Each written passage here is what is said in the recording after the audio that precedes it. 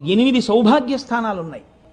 ఆ 8 సౌభాగ్య స్థానాల్ని పొరపాటున కూడా కాలుతో తొక్కడం కానీ, కాలు తగలడం కానీ, నోటితో నింద చేయడం కానీ, విమర్శించడం కానీ, తక్కువ చేసి మాట్లాడడం కానీ చేస్తే అటువంటి వారు ఉత్తర జన్మల యందు అమ్మవారి యొక్క అనుగ్రహాన్ని కోల్పోతారు. మొట్టమొదటిది తాడి చెట్టు, రెండవది చెరకు. అందుకే అమ్మవారి చెరుకు పట్టుకుంటుంది. చెరుకు ముక్కలు తీసుకొచ్చి అమ్మవారికి పెట్టినా వినాయకుడికి పెట్టినా పరమ ప్రీతి.